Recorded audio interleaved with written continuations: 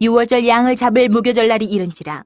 예수께서 베드로와 요한을 보내시며 이르시되 가서 우리를 위하여 유월절을 준비하여 우리로 먹게 하라. 여짜오되 어디서 준비하기를 원하시나이까? 이르시되 보라, 너희가 성내로 들어가면 물 한 동이를 가지고 가는 사람을 만나리니 그가 들어가는 집으로 따라 들어가서 그 집 주인에게 이르되 선생님이 내게 하는 말씀이 내가 내 제자들과 함께 유월절을 먹을 계실이 어디 있느냐 하시더라 하라. 그리하면 그가 자리를 마련한 큰 다락방을 보이리니 거기서 준비하라 하시니 그들이 나가 그 하신 말씀대로 만나 유월절을 준비하니라. 아멘. 자, 오늘 말씀에 보면은 자, 지금 때가 유월절 양을 잡을 무교절 날이 이른지라. 자, 오늘 본문에도 그렇습니다만은 유월절, 무교절 이런 것이 거의 같은 개념으로 이렇게 나옵니다. 성경에 그런 적이 많아요. 그래서 유월절이라고 그러는데 무교절이 포함되어 있기도 하고, 무교절이라고 그러는데 또 유월절도 포함되고 이런 경우가 많은데, 그 왜 그러냐면은 유월절 바로 이어서 무교절이 일주일 동안 계속되죠. 7일간 계속됩니다. 그래서 여기 보면 유월절 양을 잡는다 이런 말씀이 나와요. 이게 이제 언제냐 하면은 우리 예수님이 유월절을 지키기 위해서 예루살렘에 이제 올라오신 그때에 대한 말씀이죠. 그래서 여기 보면은 예수님이 준비하라. 여기 보면 준비하여 우리로 먹게 하라 이런 말씀을 하셨어요. 유월절을 준비하라. 예수님도 유월절을 기다리셨고 준비하셨다. 그리고 우리로 먹게 하라. 유월절 세데르를 한다 그런 뜻이죠. 이 세데르는 이제 오더, 뭐 순서, 뭐 이런 뜻인데 우리말로 옮기자면 유월절 만찬. 요즘 현대식으로 옮기자면 유월절 디너. 뭐 그렇게 옮겨도 무방할 것 같습니다. 근데 유월절 양 잡는 날, 자, 이 날을 예수님이 기다렸어요. 왜냐하면은 이제 예수님이 오신 그 사명이 유월절 양으로 돌아가셔서 믿는 자들을 구원하시기 위한, 그것이 바로 예수님이 이 땅에 오신 사명이기 때문에 그렇게 하신 거죠. 여기 보면은 고린도전서 5장 7절에 우리의 유월절 양은 그리스도다 이렇게 나오죠.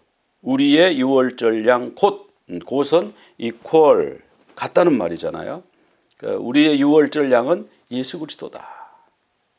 그러니까 유월절의 중심은 뭐예요? 중심은 두 가지입니다. 하나는 어린 양고기하고요. 유월절 양고기하고 그 다음에 맞자입니다. 맞자, 무교병. 그 두 가지가 다 예수님을 의미하는 거죠. 그럼 예수님은 유월절을 얼마나 지키셨을까? 언제부터 지키셨을까? 누가복음 2장 41절에 보면 그의 부모가 해마다 유월절이 되면 예루살렘으로 갔다. 그러니까 해마다 가셨어요. 예수님이 사신 나이만큼, 그 연세만큼 유월절을 지키신 거예요. 그리고 이제 예수님이 유월절 엿새 전에 베다니에 이르셨다. 유월절이 이제 목요일 저녁에 시작이 되거든요. 우리식으로. 그러면 그때부터 엿새 전을 계산하니까 그 전주 금요일이 되더라고요.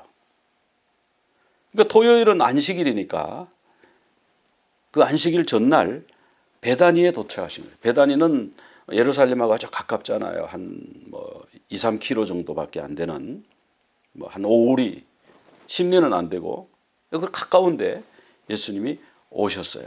거기에 누가 있냐 하면은 나사로, 죽었다가 살아난 나사로하고 거기 살고 있고, 거기 마르다와 마리아가 살고 있잖아요. 그 예수님이 오셨다가 반갑다고 막 잔치를 하고 음식을 차리고 지금 이런 상황이죠. 자, 이 6월절에는 이스라엘의 모든 남자가 예루살렘의 성전에 와서 하나님께 예배를 드려야 돼요. 그래서 그 1년에 3번인데 무교절, 7.7절, 초막절.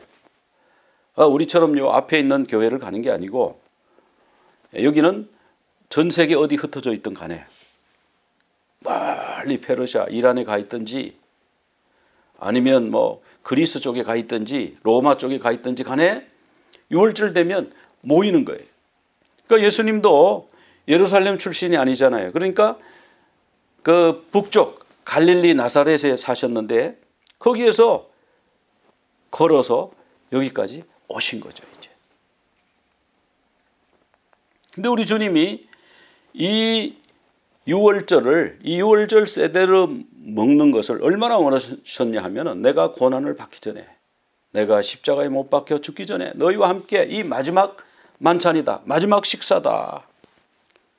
그래서 우리가 뭐 라스트 서퍼다 이렇게 얘기하는데 사실은 유월절 세대라고 그래야 정확하게 성경적인 말씀이 되는 거예요. 그래서 유월절을 먹기를 원하였다. 여러분, 유월절의 기원은 여러분 다 아시죠? 네, 출애굽할 때에 유월이라고 하는 건 뭐냐 하면은 넘어갔다 이런 뜻이잖아요. 페사흐, 유월절, 패스오버, 영어로도 그렇게 번역되고. 자, 그러면 뭘 넘어갔느냐? 뭘 보고 넘어갔느냐? 어린 양의 피가 문인방과 문설주에 발라진 것을 보고 내가 너희를 넘어가서 그 어린 양의 피가 문인방과 문설주에 없는 집에는 장자들이 죽는 거예요. 이 마지막 재앙이죠. 10가지 재앙을 내리셨는데 이것이 뭐냐면 애굽의 모든 신을 내가 심판한 것이다. 즉 그러면 마지막 장자의 죽음은 뭐예요? 우리 신이 우리 장자를 지켜주고 있어. 우리 소의 송아지, 첫 송아지 안 죽게 하는 신이 있어. 이렇게 그들은 믿었는데 그렇기 때문에 하나님이 우리 신들이 지키고 있기 때문에 우리 장자를 죽일 수 없을 겁니다. 그들은 그렇게 생각하고 그렇게 믿었다는 거죠. 그런데 아니다. 내가 진짜 살아있는 신이고 그들은 너희들이 만들어낸 가짜 신이다. 그래서 애굽의 모든 신들을 이제 심판할 때 뭘 보고 넘어가냐? 피. 그러니까 그 집의 장자를 살리기 위해서 누가 죽었어요? 어린 양이 죽었습니다. 그래서 이 날을 기념해가지고 여호와의 절기로 삼아가지고 영원한 규례로 대대로 지키라. 이 여호와의 절기가 appointed time, 하나님이 정하신 시간. 그리고 성회로 모이라. 이 성회는요, 리허설. 모여가지고 리허설을 자꾸 하는. 뭘 리허설 하는가? 그러면 유월절을 지키는 거는 뭘 의미하는가? 뭔가 의미가 있잖아요. 그게 뭐냐면 예수 그리스도께서 우리의 어린 양으로 돌아가실 것을 기념하는 거예요. 리허설 하는 거예요. 그래서 이스라엘 백성들이 모여가지고 가족 단위로 모여가지고 유월절 세데르를 하잖아요. 이 세데르는 뭐 순서, 그런데 우리식으로는 그냥 만찬 이렇게 옮기는 것이 옳겠습니다. 자, 어린 양의 피를 문 임방과 문 설주에 바르죠. 문지방에는 바르지 않죠. 그리고 이제 유월절 음식을 몇 가지 하나님 말씀하셨습니다. 자, 양고기 먹죠. 어린 양고기를 먹어요. 근데 어린 양고기는 삶아서 먹거나 날로 먹는 게 아니고 구워서 먹습니다. 심판받으신, 우리 대신 심판받으신 그리스도. 그래서 다음 주일에는 유월절 세데르 예배를 드릴 거예요. 음식을 직접 갖다 놓고 15가지 순서에 따라서 우리가 유월절 만찬을 할 겁니다. 그러면 이제 양고기를 준비하셔야 되는데 양고기를 구하기가 좀 어렵다 그러면 닭고기로 하세요. 닭고기. 우리 뭐 그렇게 율법적으로 음식 갖고 그러지 않을 테니까 중요한 거는 그 의미가 중요한 거니까 양고기를 구하는 게 원칙이고, 근데 뭐 양고기가 없으면 닭고기. 근데 닭고기 삶지 말고 닭고기도 구우세요. 바베큐 그릴에 굽든지 프라이팬에 굽든지 굽고, 그다음에 이제 맞자, 무교병을 먹으라 그렇게 나오거든요. 이 무교병이 바로 맞자예요. 맞자는 3장 정도. 근데 여기 보면 이제 맞자가 있죠. 맞자가 있는데 요 맞자를 구하시면 좋고, 맞자를 구할 수 없는 분은 그냥 집에서 물만 넣고 밀가루 개가지고 납작하게 빵을 만들면 되겠습니다. 아니면 뭐 그것도 만들기 힘들고 그러면 그냥 빵이 있죠. 빵도 동글동글한 건 겹쳐 놓을 수가 없으니까 겹칠 수 있는 빵, 식빵이 해당되겠죠. 식빵 3장 1인당.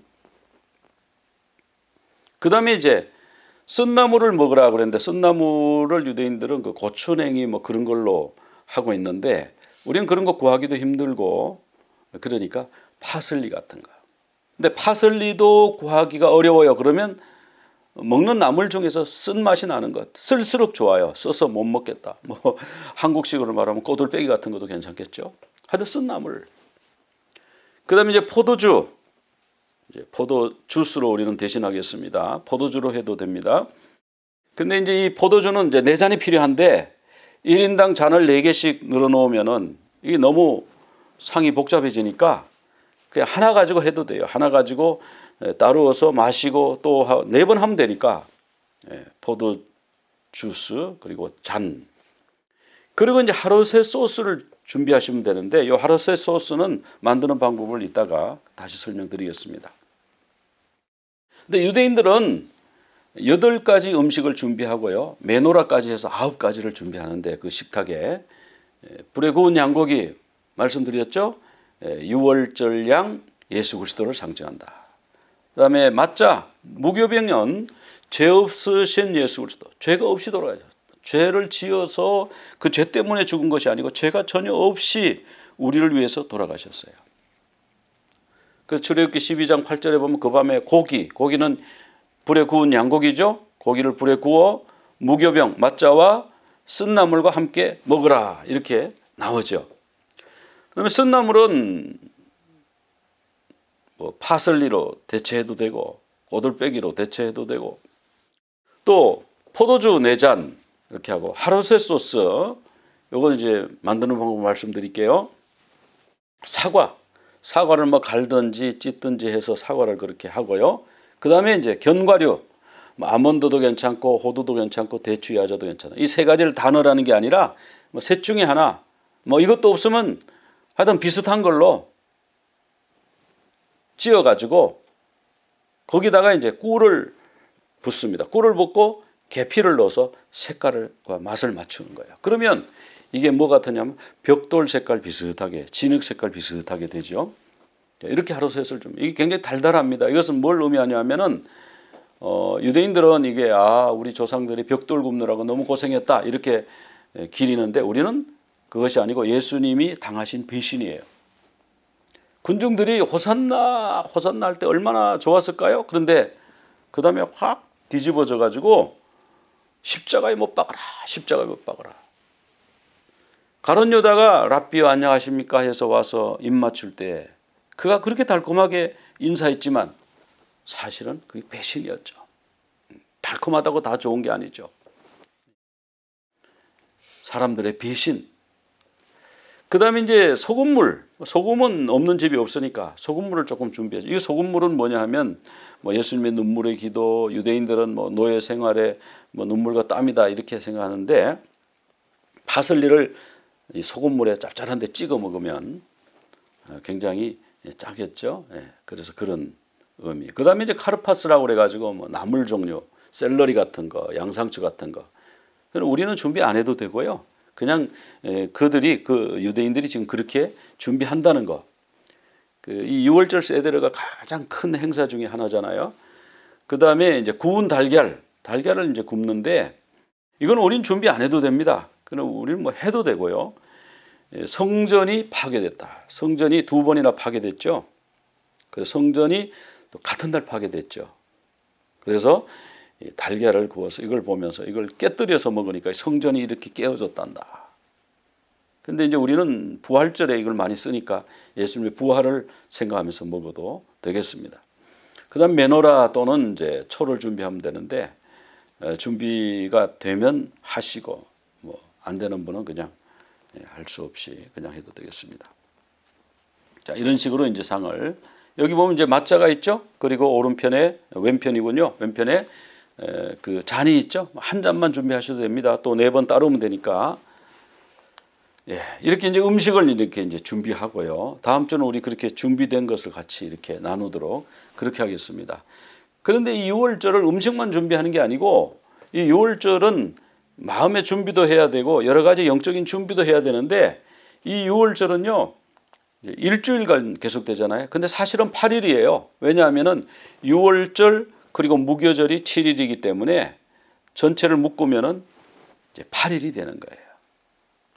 1월 14일, 니산월 14일 저녁에 6월절이 시작이 되고 그 다음에 니산월 15일에 여호와의 무교절이 시작이 되죠. 자, 이것을 이제 한번 그 달력으로 한번 이렇게 만들어 봤습니다. 자, 10일, 니산월 10일. 자, 14일이 되기 전에 먼저 양을 준비하는 거예요. 양을 선택하는 거예요. 그러니까 당일 1월 14일 당일날 양 어디 있나 양 찾아가지고 하는 게 아니고 10일 날에 1월 10일, 니산월 10일에 양을 이게 가장 좋다 이렇게 선택을 하는 거죠. 근데 이 1월 10일이 주일입니다. 근데 우리 예수님이 이날 예루살렘에 입성하셨어요. 나귀 새끼를 타고 또 백성들이 종려가지를 흔들면서 호산나 다윗의 이름으로 오시는 이여 그러면서 찬양했죠. 그리고 이제 14일까지 양을 뭐 하냐면은 이제 검사합니다. 성경에는 간직했다가 이런 말씀으로 나오는데 간직해서 그 양을 보호하는 거예요. 뭐 그 양을 옛날에는 자기 집 방 안에 데리고 들어와서 같이 너 이제 며칠 밤만 지나면 너 이제 우리 위해서 죽어야 된다. 그렇게 해서 또 애틋한 마음도 있고 또 양이 흠이 있으면 안 되니까 흠이 있나 없나 이렇게 살피기도 하고 그 기간이 목요일까지 가는 거예요. 목요일 저녁까지 가는 겁니다. 유대인들은 그날이 시작이 되는 거고 우리는 목요일 저녁이면 하루가 다 끝나간다고 생각이 되지만 그래서 제가 1월 14, 15일을 같이 묶어놨어요. 왜냐하면은 목요일 저녁에 예수님이 유월절 만찬을 드시고요. 그리고 그 밤이 새면서 십자가에 못 박혀 돌아가시고 무덤에 장례까지 되셨거든요. 근데 거기 하루에 일어났어요. 근데 우리는 이틀이에요. 목요일 저녁에 예수님이 유월절 세대를 하고 세족식 하고 금요일 날 아침에 십자가에 못 박히시고 오후 3시에 돌아가셨다. 이틀이죠. 근데 유대인들은 하루란 말이에요. 그게 저녁에 시작해가지고 그 다음날 해질 때까지니까 그래서 이제 묶어놨습니다. 그리고 이제 16일은 토요일이고 이제 안식일이죠. 이 안식일이 무교절 안식일인데 이때 예수님이 무덤에 계셨어요. 자, 이때부터 일주일 동안이 무교절이죠. 21일까지. 그런데 이 무교절에서 안식 후 첫날, 안식일 다음 날, 그날이 언제냐면 또 주일이죠. 토요일 다음 날이 주일이잖아요. 그럼 이 안식 후 첫날, 안식일 다음 날에 어떤 일이 있었냐? 구약에서는 이거를 초실절로 지켰습니다. 첫 열매를 성전에 가져와서 흔드는 절기로 지켰는데 우리 예수님이 이 초실절에 부활하신 거예요. 그러니까 초실절에는 보리를 한 단 묶어 가지고 와가지고 추수해서 그걸 타작하고 뭐 도정을 해서 갈아서 가루로 만드는 게 아니고 음식을 만드는 것도 아니고 그냥 보리단을 한 단 묶어 가지고 와서 성전에 와서 흔들었습니다. 이렇게 요제로 드렸어요. 이게 뭔 의미일까? 이 첫 열매를 주님께 드리는 거거든요. 예수님이 부활하셔서 잠자는 자들의 첫 열매가 되셨다. 이거 왜 흔들었는가 보니까 잠자는 자여 깨어나라. 부활을 상징하잖아요. 그리고 이 초실절부터 49일을 세는 겁니다. 이거를 이제 오메르 카운트라고 하는데 49일을 세워가지고 49일째 되면 이때가 77절이에요. 근데 77절 행사가 큰 게 아니고 이날이 이제 안식일이지 않습니까? 7 곱하기 7 했으니까 그 다음 안식일 맞죠? 안식일 다음 날이 중요해요. 안식일 다음 날이 뭐냐면 이게 50일째인데 이게 오순절이고 이게 성령 강림하신 날이에요. 자, 무교절 안식일 다음 날 제8일에 예수님이 부활하셨고요. 77절 안식일 다음 날, 안식일 다음 날은 우리가 제8일이라고 그러잖아요. 7일째가 안식일이에요. 제8일에 새 한 주간이 시작되는 주간에 첫날에 성령께서 강림하신 거예요. 그래서 이렇게 해놔도 조금 이게 정리가 잘 안 될 것 같아가지고 다시 이번에는 그림을 좀 더 그려봤습니다. 그러니까 이 밑에 있는 거는 니산월 된 거는 유대력이에요. 위에 있는 건 우리가 지금 지키는 태양력입니다. 예수님이 8일 날 베다니에 도착하셨죠. 이제 6월절 올라가시기 위해서 베다니에서 이제 묵으시는 거예요. 그리고 안식일 지나서 주일 날에 예수님이 예루살렘에 입성했잖아요. 그리고 우리가 그걸 종려주일이라고 그러지 않습니까?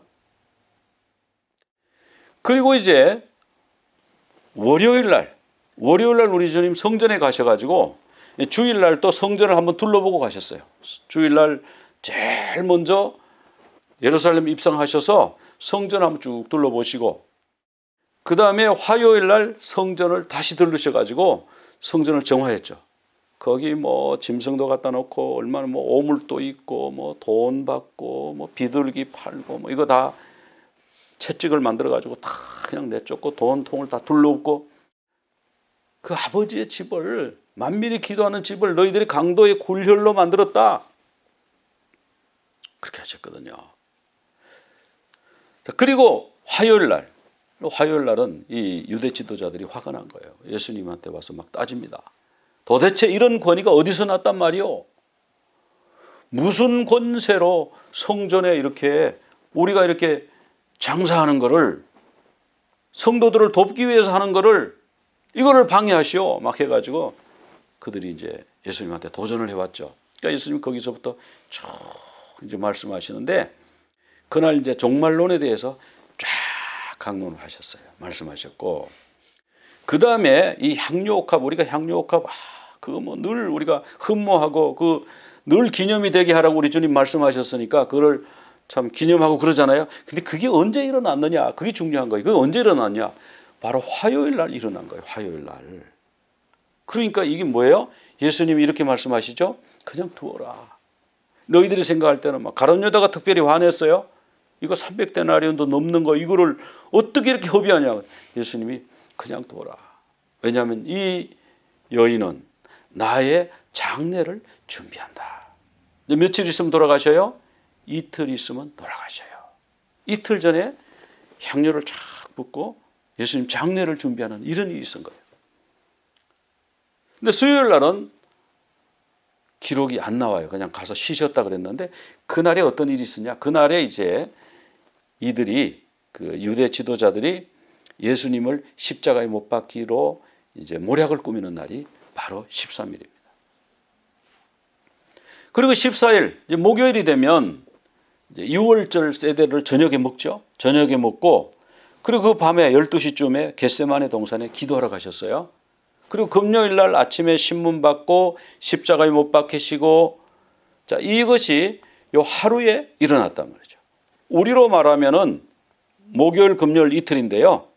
그래서 제가 이쪽에 오른쪽으로 정렬해 놓은 유월절 세대를 겟세마네 이런 것은 저녁에 일어났다는 것이고 신문 십자가 이것은 왼쪽으로 이렇게 정렬을 했죠. 이거는 낮에 일어났다는 일이에요. 그래서 그 밑에 보면 유월절 14일 유대력으로 니산월 14일에 자 저녁에 달 그림이 있죠. 그때 이 일이 있었고 그다음 낮에 신문과 십자가 사건이 있었다. 이렇게 보이는 그런 달력을 지금 보여드리고 있습니다. 그리고 이제 금요일 날 이제 해가 지면 뭐가 우리한테는 금요일 날 해지는 거죠. 그러면 이게 뭐냐 무교절이 이제 시작이 되는 거예요. 그래서 이 사람들이 무교절이 가장 큰 명절 중에 하나인데 이 죄수들을 이 십자가에 매달아 놓고 피 흐르는 이것을 해놓고 우리가 어떻게 명절을 지킬 수 있냐? 빨리 장례를 지내라. 그래 예수님이 근데 진짜 죽었는지 안 죽었는지 확인을 해라. 그래가지고 창으로 옆구리를 찔러가지고 피와 물이 쏟아져 나오는 것을 보고 확실히 죽었습니다. 그래서 내려서 이제 세마포에 감아서 아리마대 부자 요셉이 자기 묘실을 제공했습니다. 돌로 판 굴이죠. 집어넣고 무덤 문을 막았죠. 큰 돌로. 그리고 로마 병사들이 지키고 있었죠. 그래서 그렇게 해서 이제 토요일은 무덤에 계셨어요. 안식일 날은 무덤에 머물러 계시고. 그 다음에 주일날 새벽에 초실절에 우리 주님 부활하셨습니다. 이것이 이제 예수님의 마지막 주간. 자, 예수님의 지상에서의 마지막 하루, 유월절 세대로 겟세마네 기도, 목요일 저녁에 밤에 있었던 일입니다. 금요일 날 새벽에 체포되고 신문 받고 오전 9시에 십자가에 못 박히셨다 돼 있어요. 성경에 나와요. 3시에 못 박히시다. 정오부터는 온 세상이 깜깜해지고 제9시에 돌아가셨는데 9시가 뭐냐면 오후 3시입니다. 그때 성전 휘장이 갈라졌어요. 그리고 아리마대 요셉의 세무덤에 장례되고 이제 해가 지면 무교절 안식일이 시작이 되는 거예요. 자, 1월 10일 날 어린 양을 선택한다. 제가 말씀드렸고요. 이 어린 양은 흠없고 1년 된 수컷으로 양이나 염소 상관없다고 그랬습니다. 우리 예수님 양을 선택하는 날 예루살렘에 입성하셨어요. 자, 14일 때까지 6월절 세대로 전까지 이것을 간직한다. 간직한다는 말이요. 지킨다 이런 뜻도 있지만은 워치, 살핀다. 신약에 가면 그것은 시험한다, 이거제민한다 이런 개념으로 가는 거예요. 그래서 어린 양 선택하는 날 예루살렘 입성하셨고 제물로 합당한지 시험하는 14일까지 유대 종교 지도자들이 예수님에게 흠이 있는지 없는지 집요하게 시험을 했죠. 그러니까 어린 양 문자적으로 정말 어린 양이신 것을 증명하셨어요. 그리고 이제 유대인들은 6월절 되기 전에 누룩을 다 제거합니다. 왜 그렇죠? 무교병을 먹어야 되니까. 집안에 누룩이 있으면 안 되니까. 그래서 누룩을 제거하는데 동네 어귀에 나와가지고 각 집에서 가져온 그 누룩, 그건 뭐겠습니까? 뭐 빵 같은 거, 시리얼 같은 거, 뭐 하여튼 누룩이 들어간 종류의 음식, 효모, 이스트가 들어간 종류의 음식들은 요즘 현대 음식들이 거의 다 들어갔지 않습니까? 특별히 서양 빵 먹는 곳에서는 그 거의 누룩이 들어가는데 이 누룩을 전부 다 모아가지고 불에 태워요. 그럼 가게는 어떡하냐? 가게는 전부 이렇게 비닐 차단막을 쳐가지고 사람들이 가까이 가지 못하도록 이제 그렇게 해놓는다고 그래요.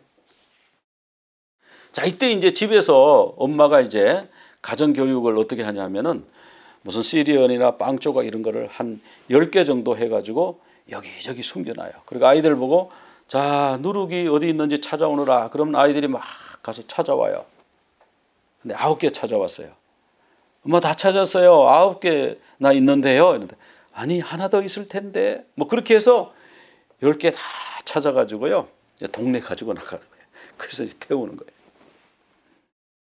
그러니까 6월절을 먹기 전에 반드시 누룩을 제거하는데 이것은 이 누룩 자체의 문제가 아니고 우리 예수님이 이 누룩에 대해서 바리새인과 서기관의 교훈이다 그렇게 말씀드렸잖아요. 우리 속에 있는 좋지 못한 생각들이 있잖아요. 좋지 못한 문화에 침투된 것들 그런 것들을 사실 제거해야 되는 거예요. 근데 우리 예수님은 성전에 들어가 봤더니 온통 누룩이 누룩. 막 성전에 막 전부 돈 벌려고 막 그냥 속이고 막 비싸게 막 붙여가지고 팔고 그리고 그 돈 중에 일부는 또 대제사한테 상납하고 그러니까 대제사장하고 여기 물건 파는 사람하고 다 서로 짜고 그런 구조로 되어 있는 거 예수님이 보신 거예요. 그래서 이것이 누룩이다. 너희들이 뭐 모여가지고 뭐 집에 있는 누룩만 꺼내다 태운다고 그게 누룩이 없어진 거냐. 이것이 깨끗해져야지. 내 아버지의 집이 만민이 기도하는 집인데 너희들은 강도의 소굴을 만들었지 않냐. 그래가지고 채찍을 만들어가 막 짐승들을 막 그냥 내쫓고 비둘기를 내쫓고 그냥 거기 또 뭐 돈 바꾸는 사람들의 돈통을 불러오고 막 그렇게 하셨다고 나오지 않습니까? 이것이 예수님의 유월절 준비라 그렇게 보는 거죠. 그래서 예수님은 바리새인과 사두개인의 누룩을 주의하라. 적은 누룩이 온 동에 퍼진다. 우리 속에 들어와 있는 누룩은요 작은 거라도 그냥 놔두면 그게 금방 확 퍼지는 게 누룩의 특징이에요. 그래서 묵은 누룩을 내어버리라. 유월절 양 예수 그리스도께서 희생되셨나. 그러니까 유월절이 되면 초대교회 때도 이런 물론 우리가 먹는 육신의 그 누룩도 제거하지만 그보다 더 중요한 것은 우리 속에 있는 영적인 정신적인 이 누룩을 깨끗하게 정화하고 유월절을 먹는 것이 필요하다는 거죠. 근데 우리 주님 보면은 유월절을 준비하라. 아까 읽었던 본문이죠. 유월절을 준비해서 우리가 세대를 먹게 하라. 자, 이렇게 준비를 작년에 설명드렸던 거니까 그냥 넘어가겠습니다. 자리 배치. 그래서 이들이 예수님의 흠을 잡으려고 서기관, 바리새인, 사두개인이, 산헤드린이 온 공회, 26장 59절, 마태복음 26장 59절 보면은 온 공회라고 그랬어요. 산헤드린, 대제사장들, 원래 대제사장이 하나인데 이건 둘이에요.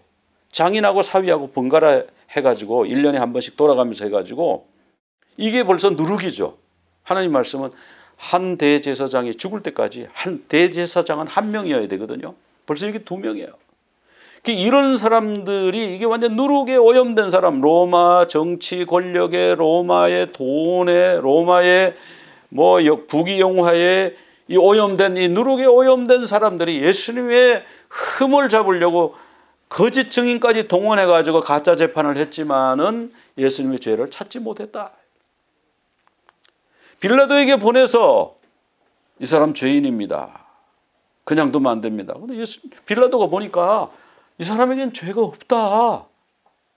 이 사람이 무슨 죽을 죄를 지었느냐. 그냥 너희들이 마음이 그러면 채찍질 몇 대 해가지고 그냥 내보내자. 그랬는데 그들은요, 십자가에 못 박으라. 십자가에 못 박으라. 빌라도는요, 예수님을 신문했다고 그랬어요. 너희 앞에서 신문했다. 이 아나크리노인데요. 이 아나크리노가 이그제민 시험했다는 거예요.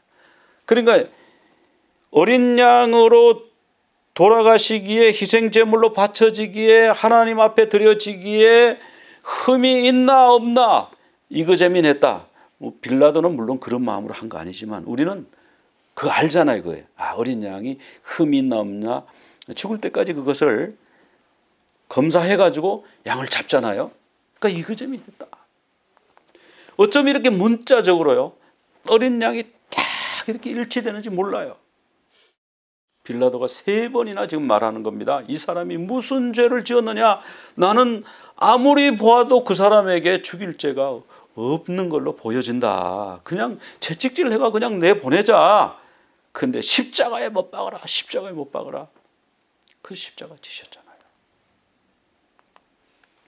네, 유월절 세대리 이후에 그게 하루에 있었다는 거.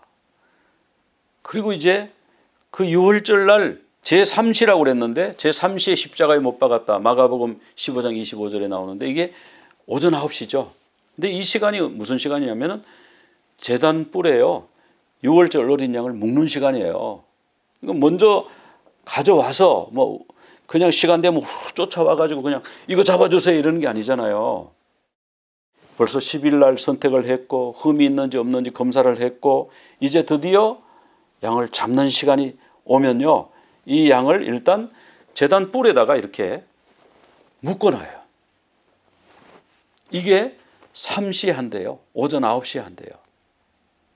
근데 예수님이 이 3시에 십자가에 못 박히신 거예요. 어쩜 이렇게 일치가 될 수 있죠? 근데 그들이 노래를 부르면서 여기 묶는데요. 그냥 묶는 게 아니고 묶는 동안에 옆에서 노래를 부르는 거예요. 무슨 노래를 부르냐 하면 밧줄로 절기에 제물을 제단 뿔에 매라. 자, 어린 양을 오늘 죽을 그 어린 양을 제단 뿔에 묶어라. 제단 뿔에 묶어라. 그렇게 하면서 노래를 부르는데 이것이 다윗의 시편 118편이라는 거예요. 이 시간에 우리 주님이 십자가에 못 박히셨다 나와요. 그리고 정오에 십자가를 세웠는데 118편 16절에 여호와의 오른손이 높이 들렸으며 여호와의 오른손이 누굴까요? 예수님 아닐까요?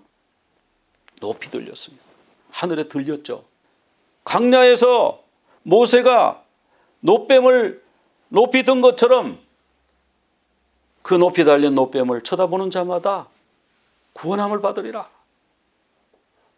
이게 육시 정오입니다. 정오에 높이 들리셨어요.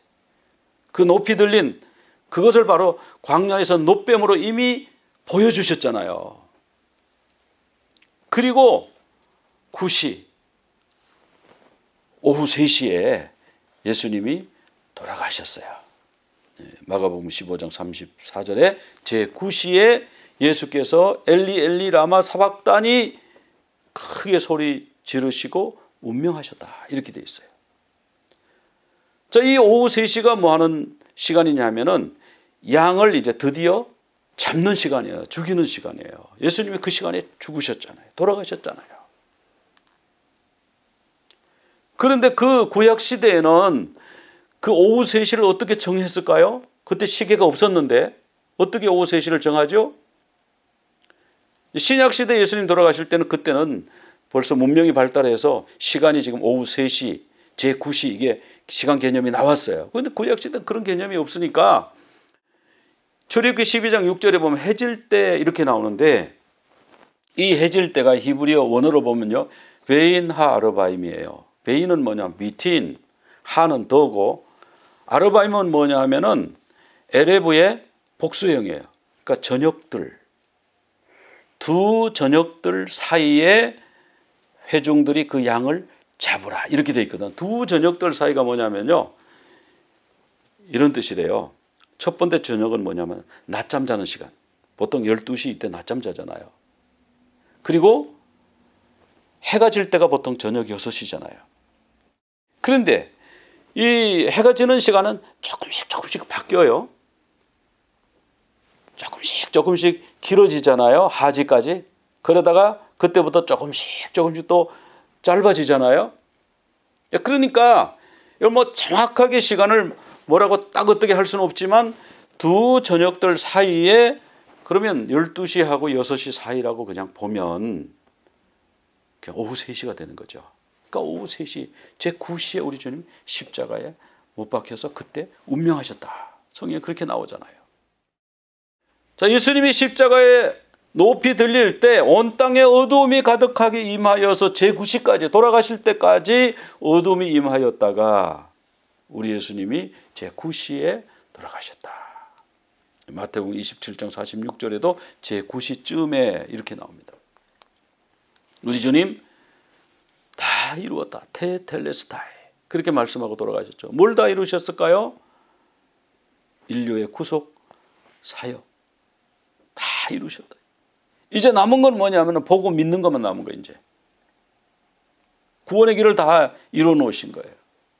그래서 우리 주님 돌아가셨을 때에 성소의 휘장이 있잖아요. 휘장 너머에 언약궤가 있는데 그 언약궤에 못 나가지 않습니까?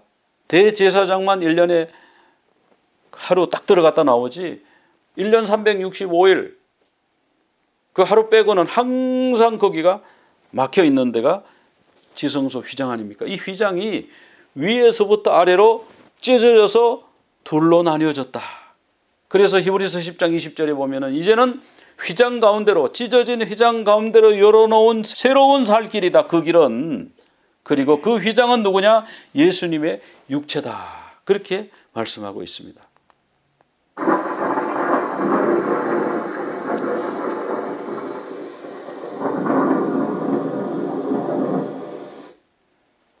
자, 우리 주님이 육신을 희생하심으로 어린 양으로 돌아가심으로 구원 사역을 완성하셨죠. 아무리 완성했지만 광야에 노뱀을 세워놨지만 안 쳐다보는 사람이 있잖아요. 그 쳐다본다고 뱀한테 물린 이 독이 해독이 되겠어? 죽어가는 사람이 살겠어? 안 쳐다보는 사람이 있어요. 이제 우리에게 남은 일은 뭐냐면요. 그분을 바라보고요. 그 구원의 길을 받아들이고 어린 양이 우리를 위해서 돌아가셨다는 사실을 믿고 받아들이는 거 남았어요. 이제 우리는요. 그 주님의 오셔서 우리를 위해서 희생하신 것을 바라보고 받아들이고 이제 다시 오실 주님을 기다려야 되는 거예요. 그래서 다음 주에 6월절 세대로 준비해서 같이 나눌 때 주님 은혜가 넘치도록 우리 함께 기도하십시다. 기도하겠습니다. 하나님 아버지 감사합니다. 오늘 말씀 통해서 예수 그리스도는 6월절 어린 양이라고 하는 말씀을 성경 말씀들을 통해서 다시 한번 확인했습니다. 주님 우리 위해서 정말 문자적으로 조금의 오차도 없이 6월절 양이 100% 맞다고 하는 사실을 6월절 양으로 인해서 그 집안의 장자가 살고 온 이스라엘이 출애굽하고 해방된 것처럼 예수 그리스도를 통해서 우리가 구원받고 죄에서 자유를 얻게 되는 것임을 보여주신 우리 주님께 영광과 찬송을 돌립니다. 주님, 저희들이 우리 주님의 첫 강림하심, 초림을 믿을 뿐만 아니라 우리 주님 다 지으심도 믿을 수 있는 믿음과 그 눈을 열어 주시옵소서. 우리 모두 주님 맞이할 준비하는 우리 모두 되게 하여 주시옵소서. 예수 그리스도 이름으로 기도드리옵나이다. 아멘. יברכך אדוני